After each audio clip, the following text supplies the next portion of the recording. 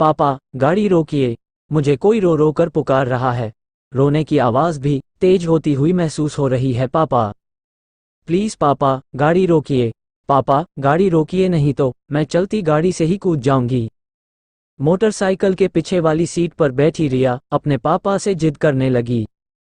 फिर रिया के पापा अमन बोले, देखो रिया बेटा, ये जगह वीरान है।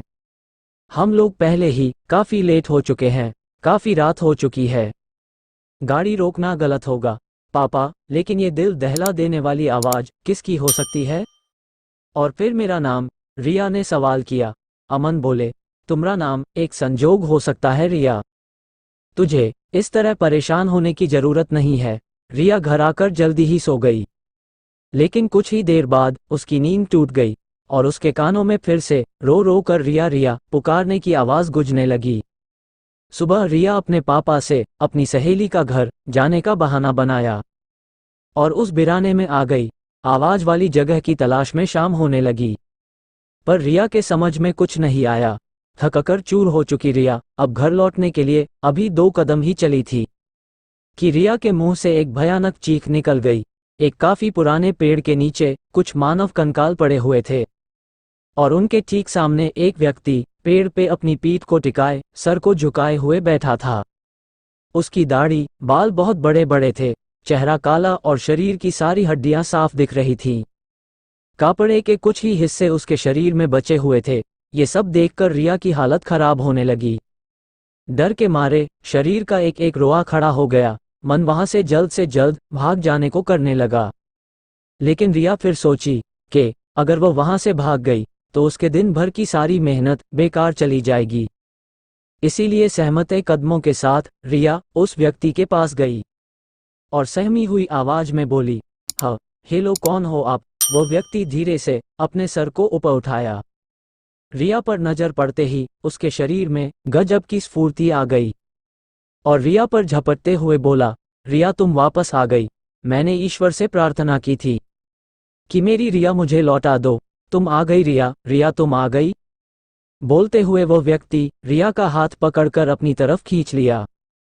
रिया पहले से ही डरी हुई थी, इसलिए वो उस व्यक्ति से हाथ छुड़ाकर सड़क की तरफ भागी। वो व्यक्ति रिया को पकड़ने के लिए रिया का पीछा किया। रिया भागकर सड़क पर आई। शायद ये संजोग ही था कि एक बस ठीक उसी समय गुजर रही थी।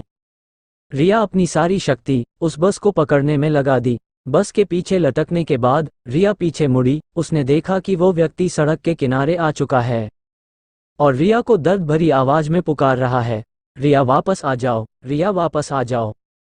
रिया बस में लटकती हुई उस व्यक्ति को डर और असमंजस के साथ अपनी आंखों से ओझल होते हुए देखती रही।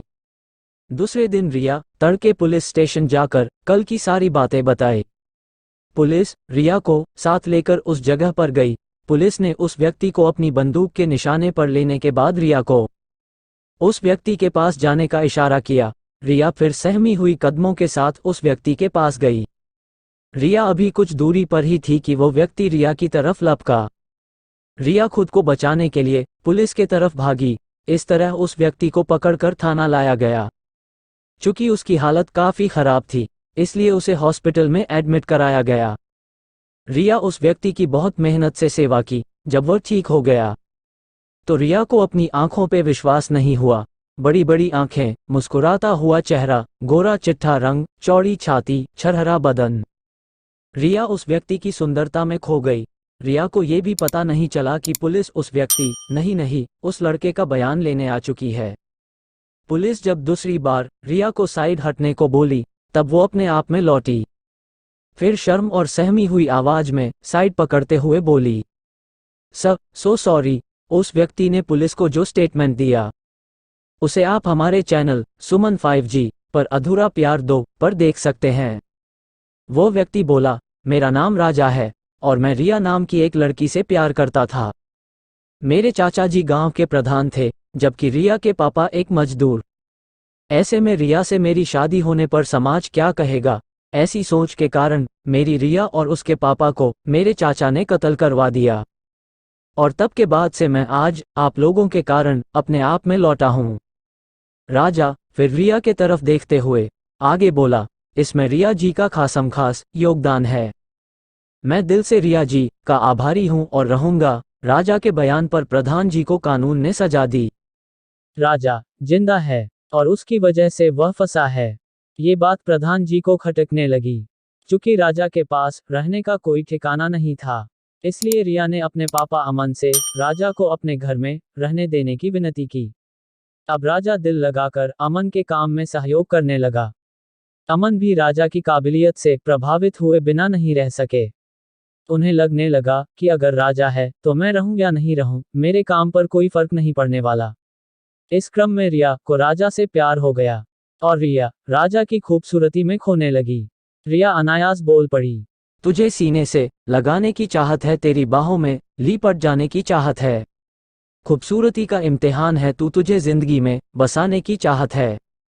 रिया जी, ये सब क्या बोल रही हो आप? राजा चौंकते हुए पूछा। रिया, राजा मैं तुमसे प्यार करती हूँ, तुमसे शादी करना चाहती हूँ।